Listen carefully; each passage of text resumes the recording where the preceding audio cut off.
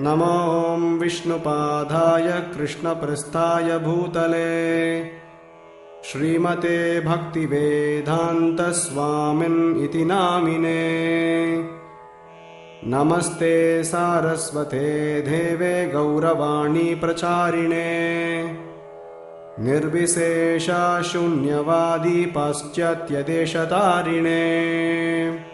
श्री कृष्ण चैतन्य प्रभु नित्यानंदा श्री अद्वैत गदाधारा श्रीवासादि गौर भक्त वृंदा। हरे कृष्ण कृष्ण कृष्ण हरे हरे, हरे राम राम राम हरे हरे। हरे कृष्ण। इस नाट्य प्रस्तुति के सभी पात्र, कथा, संवाद, स्थान वास्तविक है। यह कोई कल्पना मात्र नहीं है। इस नाटक में दिखाए गए अनेक लीलाओं का वर्णन श्रीमद् भागवतम, श्री ब्रह्मांड पुराण, स्कंद पुराण, कुर्म पुराण से लिया गया है।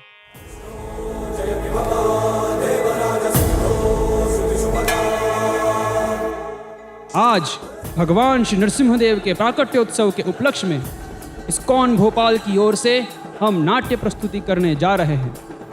हम आप सभी को ऐसे व्यक्ति का परिचय देंगे जिसने पूरे संसार को जीत लिया था, जो अपने आप को स्वामी एवं भोक्ता मान बैठा। उसका नाम हिरण्यकशिपु था। उसने भगवान नारायण के विरुद्ध अपना साम्राज्य खड़ा कर दिया था, परंतु उसका ही पुत्र भक्तों में शिरोमणि कहलाया। वे श्री प्रहलाद महाराज के नाम से जाने गए। आज हम भगवान हरि के परम भक्त श्री प्रहलाद महाराज की लीलाओं पर आधारित नाट्य प्रस्तुति करने जा रहे हैं। जिस तरह भक्तराज प्रहलाद सभी भक्तों में श्रेष्ठ, महाभागवतों में महाभागवत भक्त कहलाए, वहीं उनका पिता दुष्ट दैत्य हिरण्यकशिपु इतिहास में भगवान का सबसे बड़ा शत्रु कहलाए।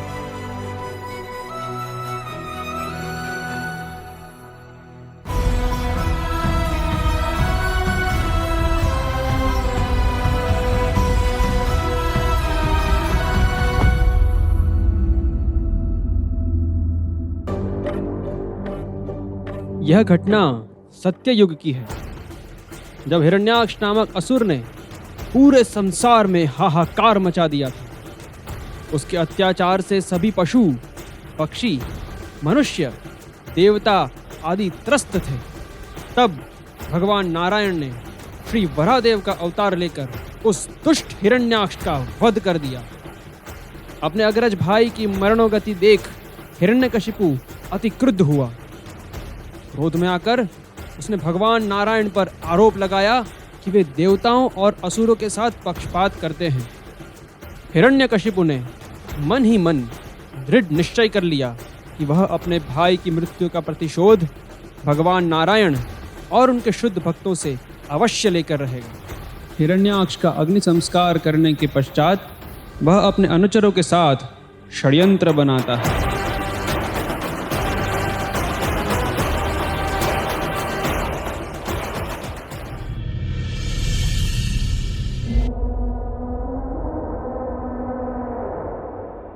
दानवों और दैत्यों, मैं जानता हूं कि यह समय हमारे लिए अनुकूल नहीं है। समस्त देवी देवतागण मेरे प्रिय भ्राता हिरण्याक्ष को मारने हेतु एक हो गए थे। यह तुच्छ शत्रु हमारा सामना करने के लिए भयभीत थे, परंतु उस कपटी विष्णु ने उनका पक्ष लिया और मेरे भ्राता की निर्मम हत्या कर दी।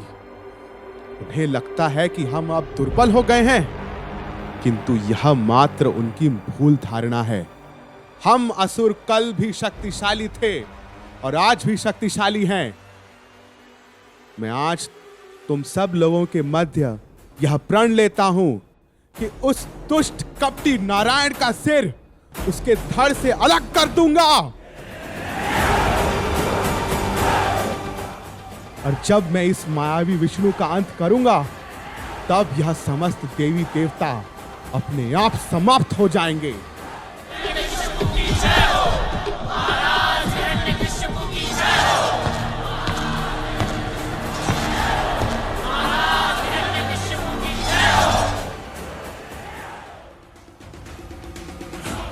द्विमूर्त, शंबर, शतबाहु, ध्यानपूर्वक सुनो।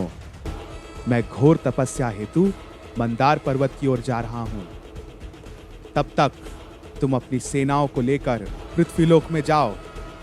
वहां ब्राह्मणों के यज्ञ, पूजा अनुष्ठान, उनकी गौवें सब विनष्ट कर दो। यह ब्राह्मण उस दुष्ट विष्णु की प्रसन्नता के लिए यज्ञ अनुष्ठान आदि करते हैं। अतएव उनके घर, यज्ञशाला, गुरुकुल सबका विध्वंस कर दो। और यह जितने भी क्षत्रिय हैं जो अपने आप को विष्णु का प्रतिनिधि मानकर राज्य का पालन कर रहे हैं, उनकी क्रूरता से हत्या कर दो। उन सबके हत्या के साक्षी वहां की प्रजा होनी चाहिए। वनों, नगरों, धर्मशालाओं, खेतों को नष्ट कर दो। अन्न और गोधन को जला दो। अगर यह सब तुम कर पाए तब जाकर वर्णाश्रम धर्म स्वतः समाप्त हो जाएगा।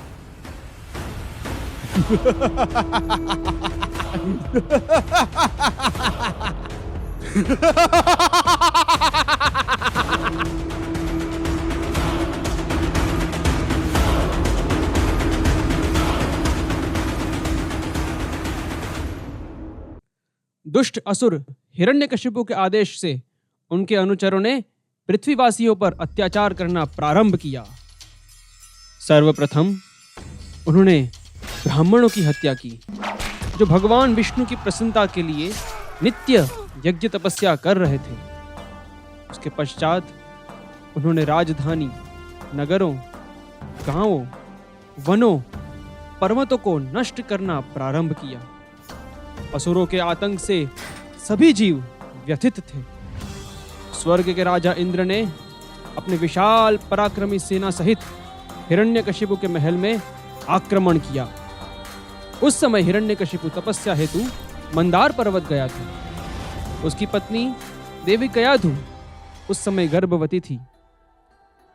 इंद्रदेव को जब यह बात पता चली तो वह तुरंत ही देवी कयाधु को बंदी बना लेते हैं और उनके गर्भ में पल रहे श्री प्रहलाद महाराज के जन्म लेते ही उनकी हत्या करने का निश्चय करते हैं। परंतु श्री नारद मुनि उन्हें ऐसा करने से रोक लेते हैं।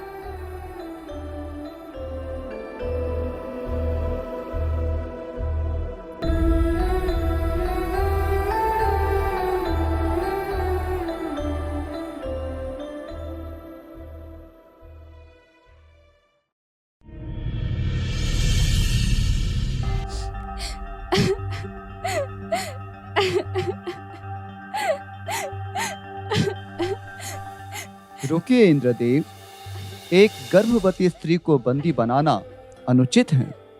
हे मुनियों में श्रेष्ठ, इस स्त्री के गर्भ में पलने वाला शिशु का पिता हिरण्यकशिपु है।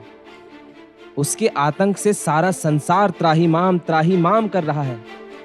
और अगर उसका यह पुत्र उत्पन्न हुआ तो ना जाने कितना भयानक परिणाम हमें भुगतना पड़ सकता है। इसलिए मैं देवी कयाधु को बंदी बना रहा हूं। जैसे ही इसके गर्भ से पुत्र जन्म लेगा, मैं तुरंत उसका वध कर दूंगा। तत्पश्चात मैं स्त्री को मुक्त कर दूंगा।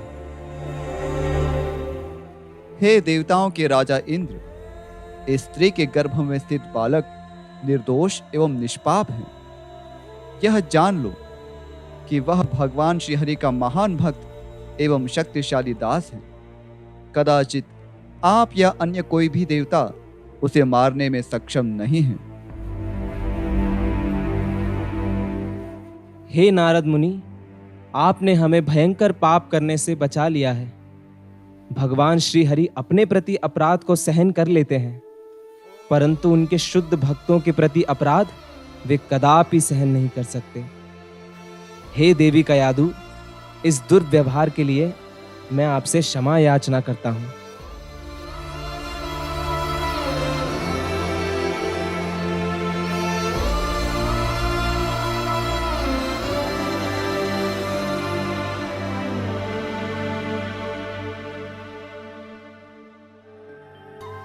पुत्री, तुम्हें व्यर्थ चिंता करने की कोई आवश्यकता नहीं है। यहाँ तुम सुरक्षित हो। जब तक तुम्हारे पति अपनी तपस्या को पूर्ण कर वापस नहीं आते, तब तक तुम मेरे आश्रम में निवास कर सकती हो। अब चलो मेरे साथ। इस तरह नारद मुनि की कृपा से देवी कयाधु उनके आश्रम में शांतिपूर्वक समय व्यतीत करने लगी और नारद मुनि की सेवा करते हुए उनके भक्तिपूर्ण उपदेशों को सुनती। इस तरह भक्त शिरोमणि श्री प्रहलाद महाराज ने गर्भ में कृष्ण भावनामृत का ज्ञान ग्रहण किया। उन्होंने भगवान श्री हरि के प्रति शुद्ध भक्ति का ज्ञान ग्रहण किया। देवी कयाधु समय के साथ नारद मुनि के उपदेशों को भूलने लगी, परंतु प्रहलाद महाराज ने नारद मुनि के उपदेशों को जीवन का सार बना लिया। वहीं दूसरी ओर हिरण्यकशिपु घोर तपस्या में लीन हो गया। वह ब्रह्मा जी से अमरत्व प्राप्त करने के लिए ऐसी तपस्या कर रहा था। अब उसे भूलोक ही नहीं अपितु स्वर्गलोक, ध्रुवलोक, स्वयं ब्रह्मा जी का लोक प्राप्त करना था। वह अखिल ब्रह्मांड का स्वामी बनना चाहता था। उसकी घोर तपस्या से नदी, समुद्र सूखने लगे। सूर्य को काले बादल ने ढक दिया। भूमंडल की सतह अपने स्थान से हिलने लगी। आकाश, तारे, गृह टूटने लगे। सभी देवता ब्रह्मा जी के पास आकर उनसे प्रार्थना करने लगे। उन्होंने बताया कि किस प्रकार हिरण्यकशिपु घोर तपस्या के फल स्वरूप ब्रह्मा जी का पद चाहता था। वह आदि नियंता बनना चाहता है और सभी जीवों को अपना दास बनाना चाहता है। सृष्टि के रचयिता ब्रह्मा गहन विचार कर भृगु और दक्ष आदि महर्षि के साथ मंदार पर्वत की घाटी आ पहुंचते हैं, जहां दुष्ट असुर तपस्या में लीन था। कई सहस्त्र वर्ष तपस्या करने से हिरण्यकशिपु का शरीर जर्जर हो चुका था। अधिकांश शरीर के भाग में चींटियों ने उसकी खाल, चर्बी, मांस, रक्त को चट कर लिया था।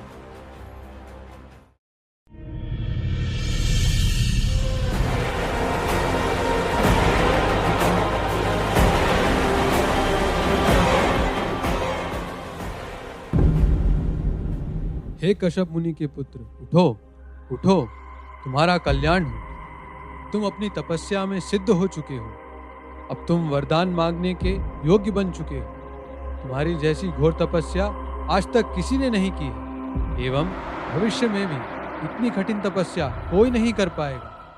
हे दीति पुत्र, ऐसा कौन पुरुष होगा जो 100 देवी वर्षों तक बिना जल पिए, अपने प्राणों को त्यागे बिना तपस्या में लीन हो। तुम्हारे शरीर को कीड़े मकोड़ों ने खा लिया है। मैं अभी तुम्हारे शरीर को पुनः सुचारू कर देता हूँ। उठो पुत्र, उठो।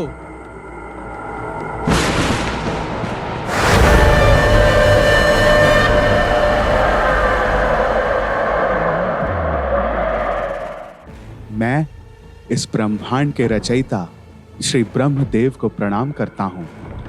आप ही इस संसार के सृजन करता हैं। आप ब्रह्मांड के उच्च लोकों में निवास करने वाले आदि देव हैं। हे दैत्यराज, मांगो, क्या वर चाहते हो? मैं तुम्हारी इच्छा पूर्ण करने का अवश्य प्रयास करूंगा। हे प्रभु, हे श्रेष्ठ वर दाता, अगर आप मुझे मनचाहा वर देना ही चाहते हैं तो मुझे वरदान दीजिए कि मेरी मृत्यु न घर के भीतर, न घर के बाहर, न दिन में, न रात में, ना तो धरती, ना आकाश, आपके द्वारा उत्पन्न किसी जीव के द्वारा मेरी मृत्यु ना हो। ना किसी अस्त्र से, ना किसी शस्त्र से, ना किसी मनुष्य, देवता, यक्ष, किन्नर, असुर, सर्प, पशु या पक्षी द्वारा हो।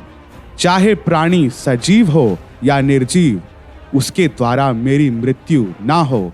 मुझे सारे जीवों और लोकपालों का एक छत्र सम्राट का पद प्रदान करें। तथास्तु, तथास्तु, जैसी तुम्हारी इच्छा।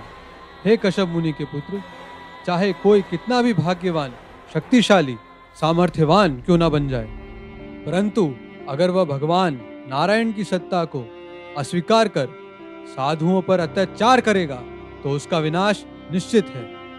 कोई कितना भी महान देवी देवता क्यों ना हो, उनके पास ऐसा कोई वरदान नहीं है जिसके फलस्वरूप भगवान हरि और उनके भक्तों का अहित किया जाए।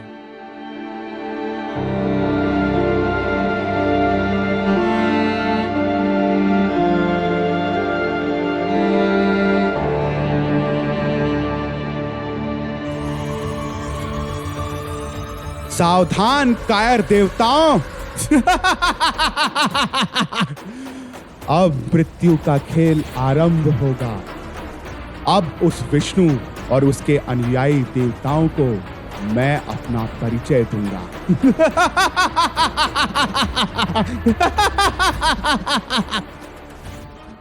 हिरण्यकशिपु असीम शक्तिशाली बन चुका था।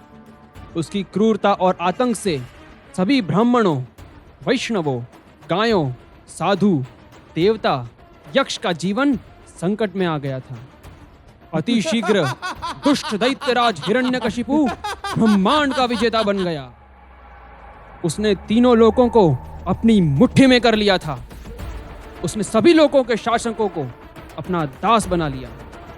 इतना सब कुछ प्राप्त होने के बाद भी वह असंतुष्ट था। सबको नियंत्रण में रखने वाला स्वयं अपनी इंद्रियों का दास था।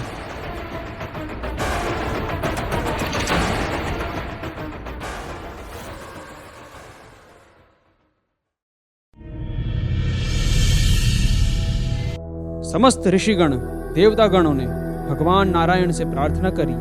तब एक दिव्य वाणी वहां उपस्थित हुई, जिससे सभी जनों का भय दूर हुआ।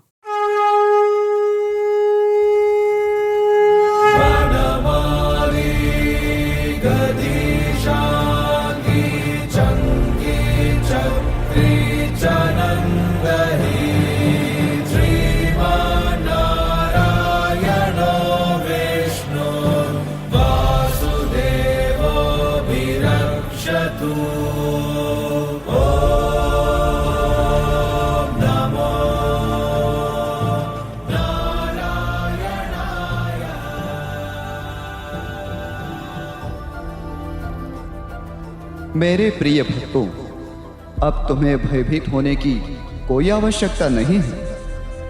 मैं हिरण्यकशिपु के अत्याचारों से अवगत हूं। मैं शीघ्र उसका अंत करूंगा। आप सभी निश्चिंत रहिए। अपना समय मेरे श्रवण और कीर्तन में लगाएं। जो भी मेरे प्रतिनिधि देवताओं, ब्राह्मणों, वैष्णवों को हानि पहुंचाने का प्रयास करता है, वह अविलंब नष्ट हो जाता है। जब हिरण्यकशिपु मेरे परम भक्त प्रहलाद को सताएगा, तब मैं उस दुष्ट का तुरंत वध कर दूंगा। आपको भयभीत होने की कोई आवश्यकता नहीं है।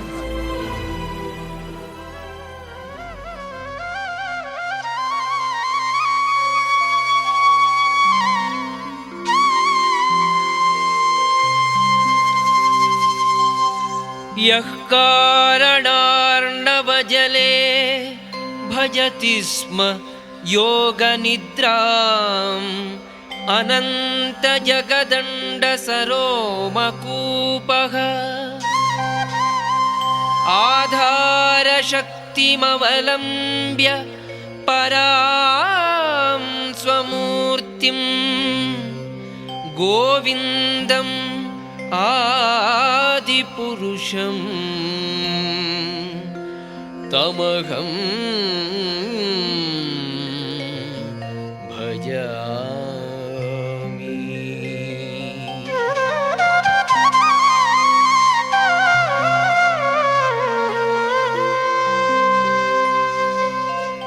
वेणुं क्वणन्तमरविन्ददलायताक्षम् बर्हावतं समसिताम्बुद सुन्दराङ्गम् कन्दर्पकोटिकमनीय विशेषशोभम् गोविन्दमादिपुरुषं तमहं भजामि।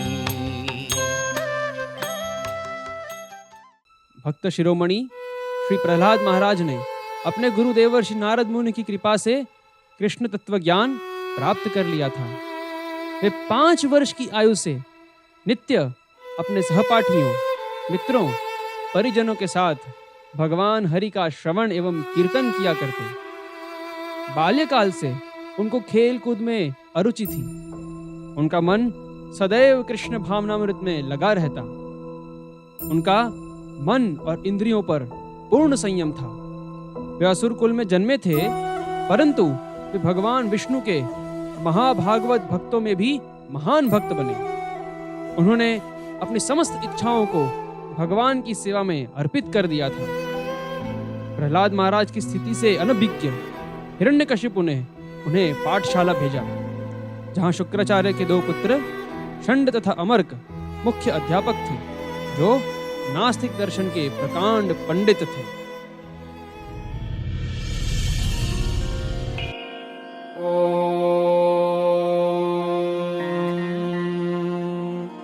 सहना भवतु सहनौ भुनक्तु सह वीर्यङ्करवावहै तेजस्विनावधीतमस्तु मा विद्विषावहै।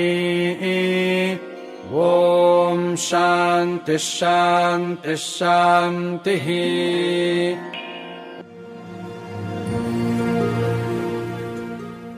यावत् जीवेत सुखम जीवेत, ऋणम कृत्वा घृतं पिबेत, भस्मीभूतस्य देहस्य कुतः पुनरागमनो भवेत। मेरे प्रिय छात्रों, कोई इसका अर्थ मुझे बताएगा? चलो मैं इसका अर्थ आपको बताता हूँ। ध्यान पूर्वक इसे सुनना। जब तक हमारा यह अमूल्य जीवन है, तब तक हमें सुख पूर्वक जीना चाहिए। भले ही इसके लिए ऋण लेकर घी पीना पड़े तो पीना चाहिए, क्योंकि एक बार मृत्यु हो जाने पर यह देह पुनः जन्म नहीं लेने वाली।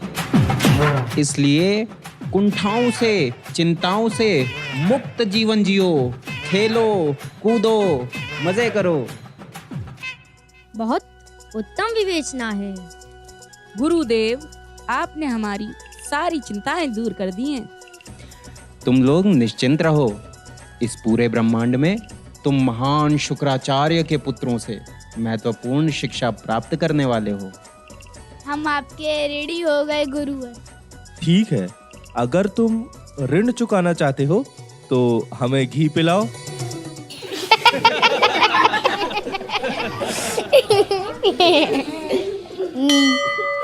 चलो चलो, हमारे भोजन ग्रहण करने का समय आ गया है। स्वादिष्ट व्यंजन हमारी प्रतीक्षा कर रहा है। हाँ हाँ, शीघ्र चलो, शीघ्र चलो। कहीं घी से बनी पूरी समाप्त ना हो जाए। मालपुआ भी बना होगा। चलो चलो चलो चलो। आज की कक्षा बहुत महत्वपूर्ण थी। हाँ हाँ, तुम सही कह रहे हो। एक गुरु का कर्तव्य है कि वह अपने आश्रितों को उनकी वास्तविक आध्यात्मिक स्थिति से अवगत कराए, ना कि धूर्त दर्शन देकर अपने शिष्यों को पथ भ्रष्ट करे। प्रहलाद, हमारे गुरु ने क्या गलत बोला है? हे दैत्य कुल में उत्पन्न मेरे मित्रों, शरीर के संपर्क से इंद्रिय विषयों का जो सुख अनुभव किया जाता है, वह तो किसी भी निम्न योनि में प्राप्त हो सकता है। एक पशु को नहीं पता होता कि उसकी मृत्यु के पश्चात उसकी क्या गति होगी। यदि हमें अपनी स्थिति और आत्मज्ञान का बोध ना हो तो हम भी उस पशु के ही बराबर हैं। अरे, ये तुम क्या बोल रहे हो? कुछ समझ में नहीं आ रहा है। बहुत हो गया अध्ययन और चिंतन, अब होगा मनोरंजन। चलो चलो, खेलने चलते हैं। हाँ हाँ, चलो चलो। कौमार आचरेत प्राज्ञो धर्मान भागवतानिह, दुर्लभम मानुषम जन्म तदप्य ध्रुवम अर्थदम। पर्याप्त बुद्धिमान मनुष्य को चाहिए कि 5 वर्ष की आयु से भगवान श्री कृष्ण की भक्ति करे, अन्य कार्यों में अपना समय व्यर्थ ना गवाए, क्योंकि यह मनुष्य शरीर अत्यंत दुर्लभ है। एकमात्र यही शरीर ऐसा है जिसमें हम कृष्ण भावनामृत का ज्ञान अर्जित कर सकते हैं। अन्य शरीर में यह संभव नहीं है। मेरे मित्रों, यदि हम निष्ठापूर्वक किंचित मात्र भी भक्ति कर लें तो हमारा जीवन सार्थक हो जाएगा। इसलिए हमें भगवान विष्णु के चरण कमलों की शरण ग्रहण करनी चाहिए। एकमात्र वही हमारे स्वामी एवं शुभ चिंतक हैं। हमारे गुरु के कथा अनुसार सुखपूर्वक जीवन जीने में क्या बुराई है? हम भगवान विष्णु की भक्ति भला क्यों करें? हाँ, जैसा कि आचार्य अमर्क ने हमें बताया कि खाओ पियो अपने आनंद में रहो। किसने कल देखा है यह सिद्धांत सुनने और पालन करने में कितना सरल है। केवल इंद्रिय सुख के लिए यह अमूल्य मानव शरीर नष्ट नहीं करना चाहिए। हम अपने पिछले जन्मों के प्रारब्ध और कर्म फल इस जन्म में भोग रहे हैं। अगर हमने अभी इस समय भगवान हरि की शरण ग्रहण नहीं करी तो जन्म जन्मांतर तक इस भौतिक जगत में दुख और कष्ट भोगते रहेंगे। इंद्रियों के चपल सुख को अपना वास्तविक सुख मत मानो। परंतु अभी तो हम बालक हैं। यह आयु खेलने कूदने की है। यह सब कार्य हम वृद्धावस्था में कर लेंगे। चलो खेलने चलें। मेरे मित्र, मनुष्य जीवन का प्रथम 10 वर्ष कौमार अवस्था में मोहग्रस्त होते हुए बीत जाता है।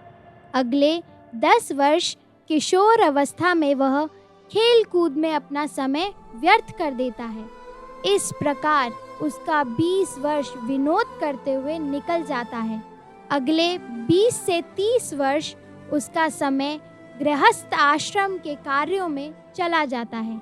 अब शेष वृद्धा अवस्था बचती है, जिसमें हमारा शरीर दुर्बल हो जाएगा, कंठ अवरुद्ध हो जाएगा, कफ, पित्त, रोग हमें व्यथित करेंगे। आप सभी लोग बताएं, फिर हम कैसे भगवान ऋषिकेश की सेवा कर पाएंगे? आओ हम सब मिलकर हरि नाम संकीर्तन करते हैं। हरे कृष्णा कृष्णा कृष्णा हरे हरे, हरे राम राम राम हरे हरे। हरे कृष्णा कृष्णा कृष्णा हरे हरे, हरे राम राम राम हरे हरे। इस प्रकार प्रहलाद महाराज बहुत से उद्धरण और उपमाओं से कृष्ण भक्ति का प्रचार करते थे। वे बताते हैं कि कैसे एक मनुष्य माया के वशीभूत होकर अपना जीवन नष्ट कर देता है। उनके ऐसे वचनों को सुनकर सभी सहपाठी स्तब्ध हो जाते हैं। यहाँ प्रहलाद महाराज बताते हैं कि प्रामाणिक परंपरा से आए गुरु श्री नारद मुनि की कृपा से उन्हें यह कृष्ण भावनामृत का ज्ञान प्राप्त हुआ है। तब सारे छात्र और उत्सुक हो जाते हैं। तब प्रहलाद महाराज ने उन्हें सारा सत्य कह सुनाया। जब वहां उपस्थित छात्रों को पता चला कि प्रहलाद महाराज ने अपनी माता के गर्भ में रहकर यह ज्ञान प्राप्त किया तो वे आश्चर्य में पड़ गए। विभक्त शिरोमणि प्रहलाद महाराज की स्थिति समझने में असमर्थ प्रतीत होते। स्वयं हिरण्यकशिपु भी अपने पुत्र की महानता को समझने के लिए असमर्थ था।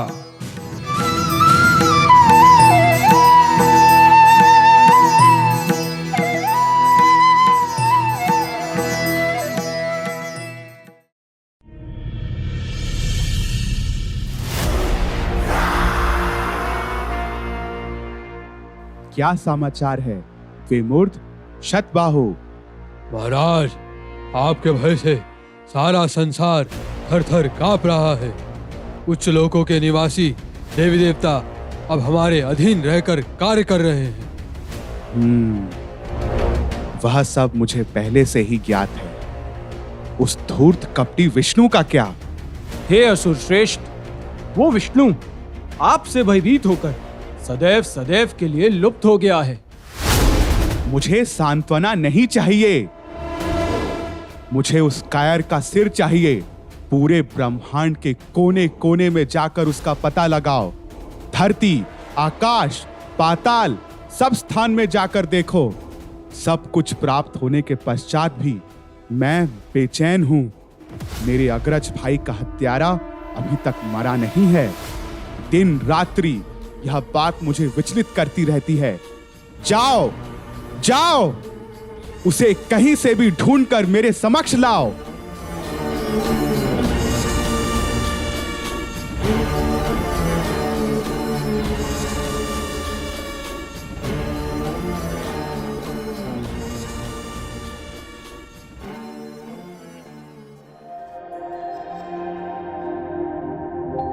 हे प्रहलाद, मेरे चिरंजीवी पुत्र, इतने काल में तुमने अपने गुरुओं से बहुत कुछ सीखा होगा। मुझे बताओ, सबसे सर्वश्रेष्ठ ज्ञान क्या है?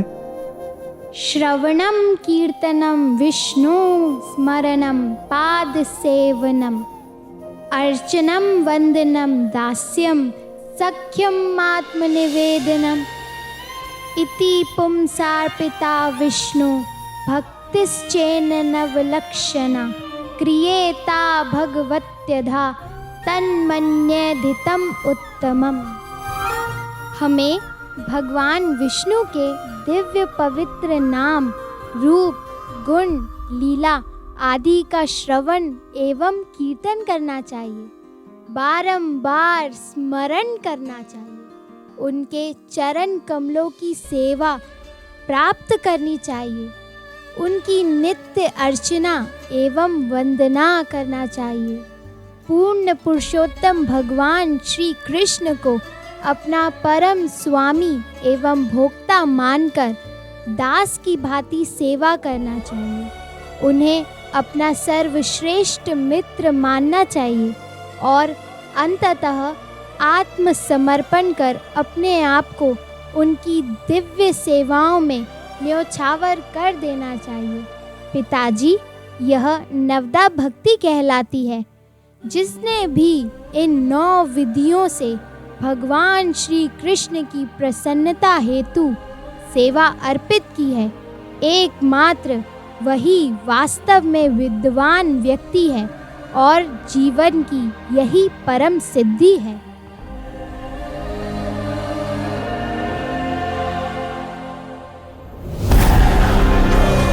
शांड, अमार्क, मूर्खों, कहाँ हो? पाही माम, पाही माम, पाही माम। धूर्त ब्राह्मणों, तुमने मेरे आदेश की अवहेलना की है। तुम मेरे सेवक हो या उस विष्णु के? इसे आसुरी ज्ञान देने के स्थान पर भक्ति का पाठ पढ़ाते हो। रुको, अभी तुम्हारा शीश तुम्हारे शरीर से अलग करता हूं।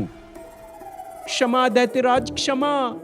हे दैत्यराज, हमें क्षमा प्रदान करें। राजन, कृपया हमारी एक बार बात तो सुने।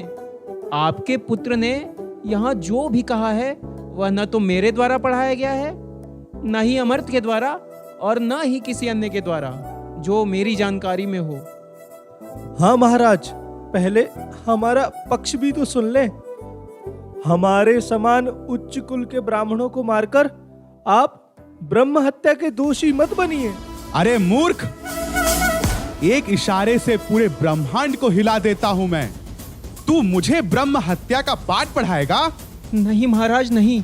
महाराज यह तो अबोध मूर्ख है। मुझे एक बार परीक्षण करने दीजिए। मैं अभी पूर्ण सत्य का पता लगाता हूँ। मेरे प्रिय पुत्र प्रहलाद, पुत्र यहाँ आओ। पुत्र, मेरे निकट आओ। यहाँ आओ पुत्र। बताओ, हमने कब तुम्हें विष्णु की भक्ति करने को कहा? बताओ। तुम थोड़ा शांत रहो, मुझे पूछताछ करने दो। पुत्र देखो, यहाँ जीवन मरण का सवाल है। मुझे सत्य सत्य बताओ, गुरुकुल में किसने तुम्हें विष्णु भक्ति का उपदेश दिया है? हमारे कौन से शत्रु ने तुम्हें यह ज्ञान दिया है? बताओ, क्या वह कोई देवता है, कोई वैष्णव साधु है, कोई ऋषि मुनिगण है? क्या विष्णु भक्तों ने तुम्हारी बुद्धि हर ली है पुत्र? मैं उन श्री भगवान को सादर नमस्कार करता हूँ जिनकी माया ने बद्ध जीवों को भ्रमित कर मेरे मित्र तथा मेरे शत्रु में अंतर उत्पन्न किया है। हे ब्राह्मणों, जिस प्रकार चुंबक लोहे से आकर्षित होकर उसके संपर्क में आ जाती है, उसी प्रकार मेरी शुद्ध चेतना उन चक्रधारी भगवान विष्णु की ओर आकृष्ट होती है। अरे यह क्या बोल रहे हो? कोई मेरी छड़ी लेकर आओ, अभी सबक सिखाता हूँ। इतने दीर्घकालीन समय से तो कुछ सबक सिखा नहीं पाए, अब तुम क्या सिखाओगे? हे राजन, आपने देखा ना कैसे यह बालक स्वतः भक्ति सीख रहा है। हमने इसे कुछ भी नहीं बताया, और हम बताते भी कैसे? जब हमें स्वयं कुछ आता हो तभी तो बताएंगे। हमें तो एक ही दर्शन पता है, यावत् जीवेत सुखम जीवेत ऋणम कृत्वा घृतम। चुप मूर्ख, चुप! अरे धूर्त, हमारे कुल के कलंक! बता, तूने यह शिक्षा कहां से प्राप्त की है? अपनी असंयमित इंद्रियों के कारण जो लोग भौतिकतावादी जीवन के भोग विलास में डूबे रहते हैं, पुनः पुनश्चर्वित चर्वणानाम, बार बार उसे चबाते हैं जो चबाया जा चुका है। ऐसे आसुरी लोग भगवान के परम धाम को ना जाकर नरकों में वास करते हैं। आसुरी चेतना से भगवान और उनके शुद्ध भक्तों की महिमा को समझ पाना कठिन है। अतएव हमें भगवान के प्रामाणिक प्रतिनिधि उनके शुद्ध भक्तों के पास जाकर भगवत तत्व की जिज्ञासा करनी चाहिए। अरे असुरों, इस बालक को मेरी आंखों से दूर करो। यह वध करने के योग्य है। इसे शीघ्र मेरी दृष्टि से दूर ले जाओ, अन्यथा मैं इसका यही अंत कर दूंगा। जाओ, तुम लोग इसे मार डालो। तू मेरे शरीर का वह विषाक्त अंग है जिसे सही समय पर काटा नहीं गया तो पूरे शरीर में विष फैल जाएगा। अरे कुलद्रोही, तूने मेरे भ्राता के हत्यारे को अपना स्वामी मान लिया है। तू 5 वर्ष का बालक नहीं है, विष्णु की कपटी योजना है। इसे मैं कदापि पूर्ण नहीं होने दूंगा। ले जाओ इसे और क्रूरता पूर्वक इसे मार डालो। जाओ।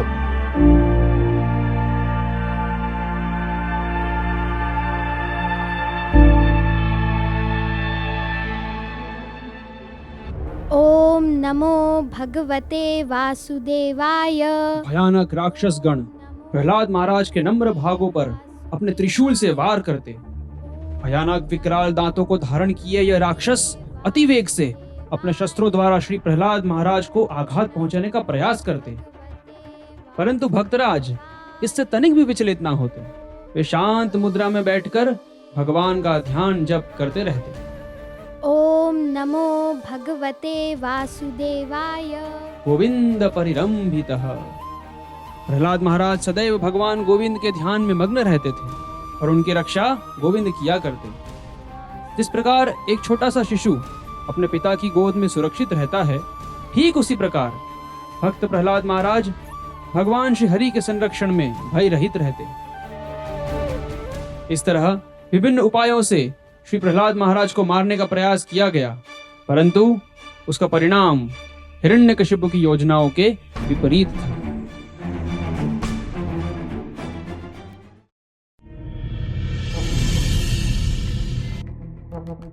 राजन, इस बार भी हम आपके पुत्र को मारने में असफल रहे।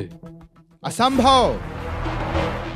उस 5 वर्ष के बालक को तुम लोग क्यों नहीं मार पा रहे हो? महाराज, आपके आदेश अनुसार उस 5 वर्ष के बालक को विशाल काय हाथियों के पांव से कुचलने का प्रयास किया। भयानक विषैले सर्पों के मध्य उसको बैठा दिया, तब भी वो बालक नहीं मरा। उसे ऊंचे पर्वतों की चोटी से गिराकर देख लिया, मायावी तरकीबों से उसकी हानि पहुंचाने का प्रयास कर लिया। हम दैत्यगण ने उसे भूखा रखकर, विष देकर, ठिठुरती ठंड में कई प्रहर छोड़कर, हवा, अग्नि स्नान, जल में डुबाकर, भारी पत्थर से दबाकर देख लिया, तब भी हम आपके पुत्र प्रहलाद को एक छोटी क्षति तक नहीं पहुंचा पाए। सतबाहु ठीक कह रहा है महाराज, हमें भी कुछ समझ में नहीं आ रहा है। मैंने बड़े बड़े दिग्गजों और शूरवीरों को मृत्यु के घाट उतार दिया है, परंतु यह तरुण बालक, इसकी मृत्यु क्यों नहीं हो रही? सामान्यतया इन राक्षसों के मुख को देखकर बालक मूर्छित हो जाते हैं, और यहाँ वह भयानक से भयानक दंड को भी बड़ी सरलता से सह रहा है। कहीं इसमें विष्णु की कोई चाल तो नहीं? कदाचित वह उसकी रक्षा तो नहीं कर रहा है? नहीं, वह कायर मुझसे भयभीत होकर कहीं छिपा बैठा है। उसमें यह सामर्थ्य कहां? महाराज, आप क्या सोच रहे हैं? कुछ नहीं, तुम लोग यहां से जा सकते हो।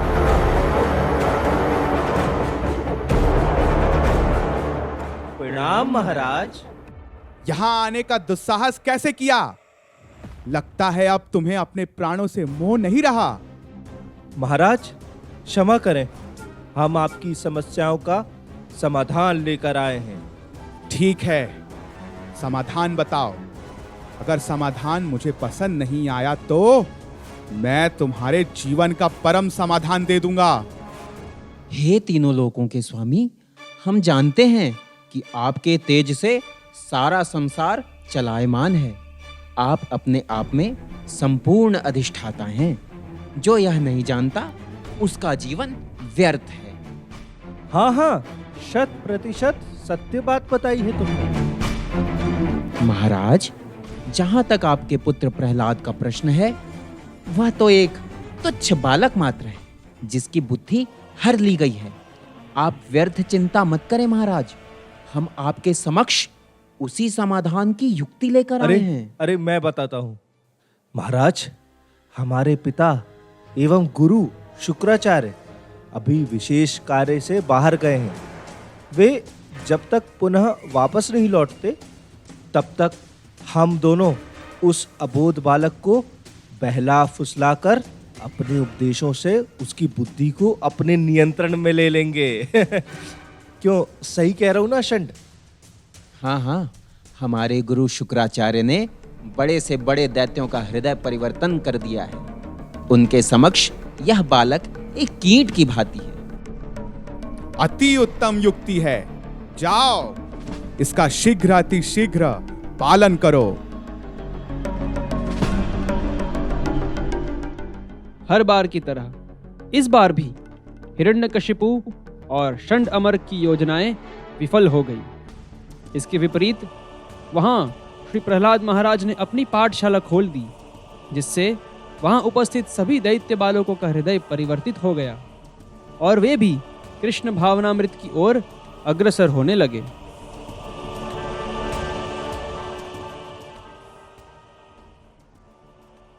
जब यह समाचार हिरण्यकशिपु को पता चला तो उसकी आंखें क्रोध से लाल हो गई। वह आग बबूला हो उठा और अंततः उसने अपने महान पुत्र को मारने का निश्चय कर लिया। वह स्वभाव से अत्यंत क्रूर था और अपने आप को अपमानित हुआ जानकर वह पांव से कुचले सर्प की भांति फुफकारने लगा। वह अतिवेग से उस स्थान पर जा पहुंचता है जहां प्रहलाद महाराज नित्य हरिनाम कीर्तन किया करते।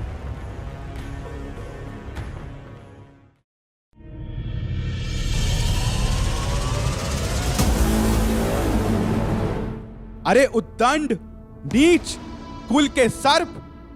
मैं समस्त ब्रह्मांड का एक छत्र सम्राट हूं। मेरे ही आदेश से संसार चलता है और तूने मेरे शासन के नियमों को तोड़कर मेरे आदेशों का उल्लंघन किया है। मेरे एक निर्देश से तीनों लोकों के नायक हाथ जोड़कर अपने प्राणों की भीख मांगते हैं। फिर तू किसके बल पर खड़ा हुआ है? तू हठी मूर्ख, क्या यूं ही मौन खड़ा रहेगा? आज मैं तुझे यमलोक पहुंचाता हूं। हे पिताजी, मेरे शक्ति और बल के स्रोत भगवान श्री नारायण हैं। वे आपकी शक्ति एवं तेज के स्रोत हैं। वे समस्त भौतिक तथा आध्यात्मिक वस्तुओं के स्रोत हैं। वे श्री भगवान हमारी इंद्रियों के बल, मन के वेग, शरीर की ऊर्जा तथा आत्मा के प्राण हैं।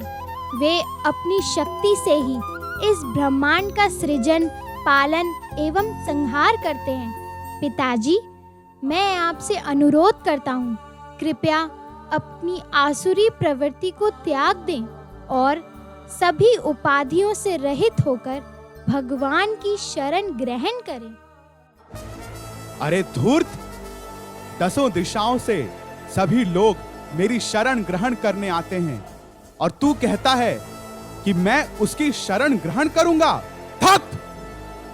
महाराज हिरण्यकशिपु, आपने भले ही सारे शत्रुओं से विजय प्राप्त कर ली हो, परंतु अभी भी आप अपनी इंद्रियों और मन के दास हैं। इतिहास में आपके जैसे कई योद्धा हुए, कई शक्तिशाली हुए, जिन्होंने 10 दिशाओं को जीत लिया था, परंतु फिर भी वे 6 इंद्रियों के अधीन थे।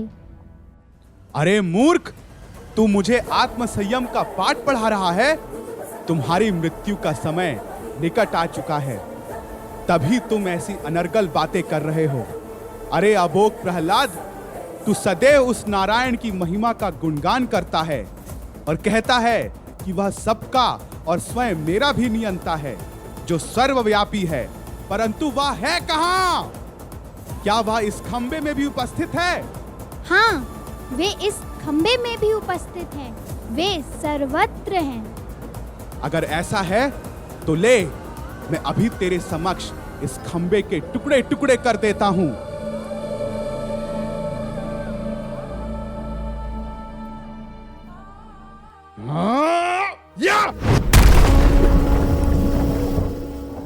खंबे के भीतर एक भीषण भयंकर ध्वनि गूंजती है, जिससे सारे दैत्य, देवी देवता भी भयभीत हो जाते हैं।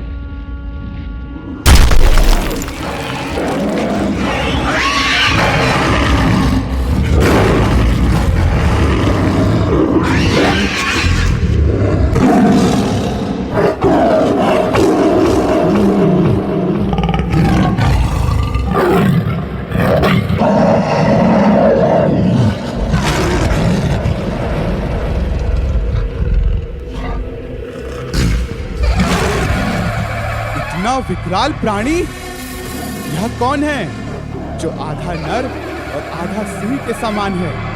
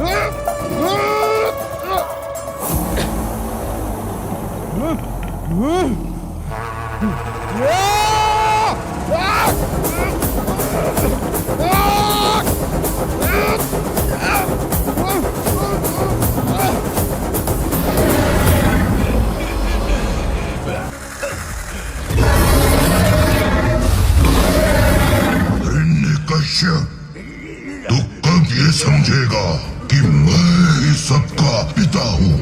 ब्रह्मदेव मेरी रचना है, मैं ही परम रचयिता, स्वयं भगवान हूँ। मूर्ख, देख मुझे, न मैं नर हूँ और न ही पशु। मैं हूँ नरसिंह। ढलते सूर्य की ओर देख, अब ना तो दिन है और ना ही रात, ना तो घर के भीतर है और ना बाहर। देख, तू चौखट पर है, ना तू धरती पर है ना आकाश में, तू मेरी जंगा पर है। और रही बात शस्त्र की, तो देख मेरे नखों को, ये ना तो सजीव है और ना निर्जीव।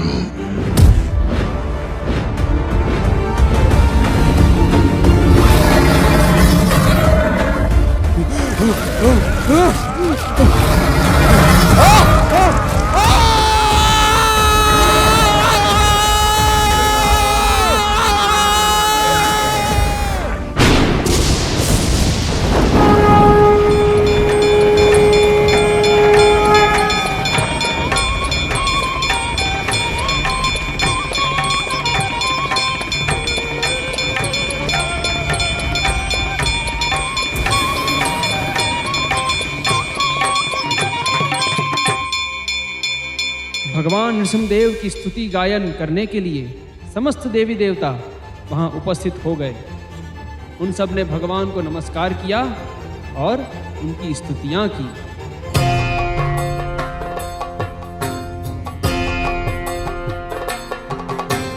उग्रं वीरं महाविष्णुं ज्वलन्तं सर्वतोमुखं नरसिंहं भीषणं भद्रं मृत्योर्मृत्युं नमाम्यहम्। उग्रं वीरं महाविष्णुं ज्वलन्तं सर्वतोमुखं नरसिंहं भीषणं भद्रं मृत्योर्मृत्युं नमाम्यहम्। उग्रं वीरं महाविष्णुं ज्वलन्तं सर्वतोमुखं नरसिंहं भीषणं भद्रं मृत्योर्मृत्युं नमाम्यहम्।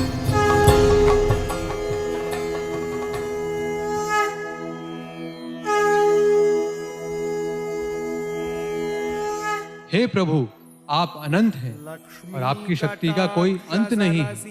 कोई भी आपके पराक्रम तथा अद्भुत प्रभाव का अनुमान नहीं लगा सकता, क्योंकि आप सबके नियंता एवं पालनहार हैं। जब जब हिरण्यकशिपु जैसे असुर संसार में अधर्म अनाचार बढ़ाते हैं और आपके शुद्ध भक्तों को कष्ट पहुंचाने का प्रयास करते हैं, तब तब आप उन दुष्टों का संहार करते हैं। अतएव आप संहार करता भी हैं। मैं आपको सादर नमस्कार करता हूँ। हे भगवान, आप हमारे उद्धारक एवं रक्षक हैं। आपने इस असुर का वध कर हम सभी को अपनी चिंताओं से मुक्त कर दिया है। आपकी उपस्थिति से हमारे हृदय के समस्त अंधकार एवं निराशा दूर हो गई। हे नरसिंह देव, हमारा प्रणाम स्वीकार करें।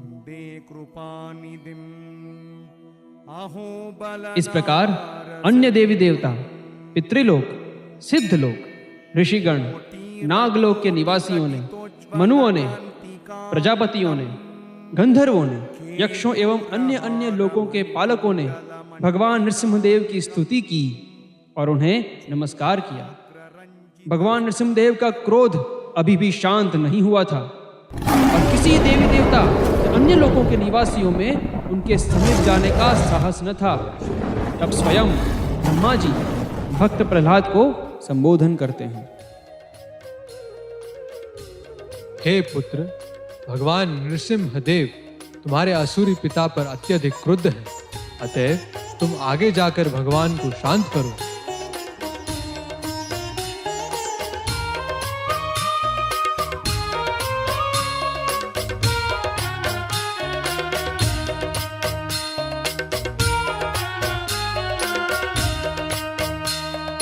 तव कर कमलवरे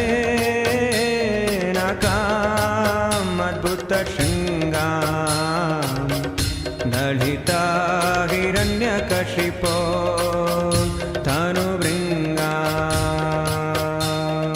केशवदत्ता नरहरिरूपा जय जगदीश हरे, जय जगदीश हरे, जय जगदीश हरे। तव कर कमलवरे नाका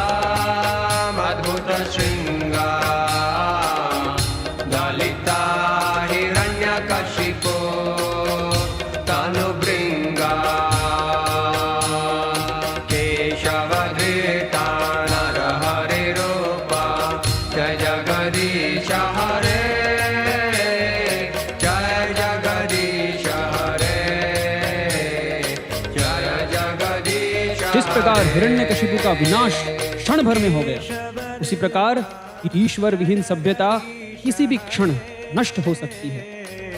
भला ऐसा कौन है जो प्रहलाद महाराज के असंख्य दिव्य गुणों का वर्णन कर सके? आज भी भक्तराज श्री प्रहलाद महाराज की शिक्षाओं और उनके सद्गुणों का यशोगान वैष्णव समाज में किया जाता है। जिस तरह समस्त सद्गुण सदैव भगवान में विद्यमान रहते हैं, उसी तरह उनके शुद्ध भक्त प्रहलाद महाराज के सद्गुणों की कीर्ति सदैव विद्यमान रहती है। अतएव हमें भी श्री प्रहलाद महाराज के पद चिन्हों का अनुसरण कर कृष्ण भावनामृत आंदोलन से जुड़ना चाहिए। परंतु यह ज्ञान किसी प्रामाणिक वैष्णव संप्रदाय से ही प्राप्त किया जा सकता है। श्री ब्रह्म मध्व गौड़ीय वैष्णव संप्रदाय में आए आचार्य श्री श्रीमद अभय चरणारविंद भक्ति वेदांत स्वामी प्रभुपाद जी ने पूरे विश्व में कृष्ण भावनामृत का प्रचार किया। आज उनकी ही कृपा और निर्देशों से कई लोग नित्य हरिनाम श्रवण एवं कीर्तन कर रहे हैं। हरे कृष्णा कृष्ण कृष्ण हरे हरे, हरे राम राम राम हरे हरे। हरे कृष्ण कृष्ण कृष्ण हरे हरे, हरे राम राम हरे हरे। हरे कृष्ण कृष्ण कृष्ण हरे हरे, हरे राम राम राम हरे हरे। हरे कृष्ण